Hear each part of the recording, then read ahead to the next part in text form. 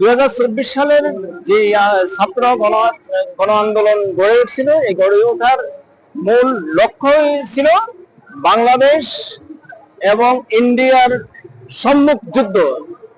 ইন্ডিয়ার প্রতিনিধি বাংলাদেশে নিয়ন্ত্রণ করে বাংলাদেশের জনগণের উপরে স্টিম রোলার চালার মধ্য দিয়ে বাংলাদেশকে অনেক পিছনে ফেলে দিছিল। সেখান থেকে উত্তোলনের লক্ষ্যে ছাত্র জনতা এবং সাধারণ জনগণ একসাথে মিলে এই স্বৈরাচার নামক সরকার এবং খুনিদেরকে একসাথে ভারত বাংলাদেশের রাষ্ট্রীয় শক্তিকে প্রতিহত করে আজ এই পর্যন্ত আমরা ছাত্র জনতা টিকে আছি। আমরা ডক্টর মোহাম্মদ ইউনূস, উনি শুধু বাংলাদেশের নয়, উনি আন্তর্জাতিক মানের একজন নেতা এবং অভিভাবক।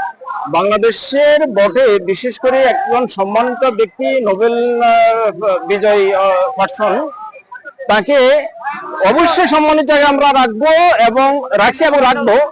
সেই ক্ষেত্রে ডক্টর মোহাম্মদ ইউনূসের কাছ থেকে আমরা চাই আগামী দিনে এই ছাত্র জনতার এই উদ্বোধনকে বাংলাদেশের যে একটা লিখিতভাবে আইনগতভাবে বৈধতা দিয়ে আগামী দিনকে যেন বাংলাদেশ শক্তিশালী বিনির্মাণ করতে পারে। যে সার্বিক প্রয়োজনীয় যা কিছু করা দরকার তা কিছু ডক্টর মোহাম্মদ ইউনূসের দ্বারাই সম্ভব একমাত্র। এবং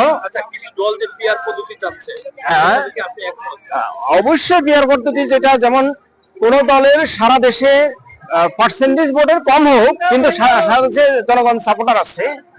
এতদিন পর্যন্ত যে নির্বাচনের আসন্ন যেভাবে হয়ে আসছে যে নির্বাচনগুলা, সেই নির্বাচনগুলার এই সিস্টেমটা আমার কাছে ভালো না।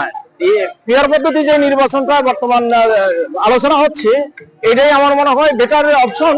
কারণ সবার জনসমর্থন আছে সব এলাকায়, সব জেলায়, সব বিভাগে। সো অবশ্যই পিয়ার পদ্ধতি নির্বাচন হলে সবার অধিকার রক্ষা হবে।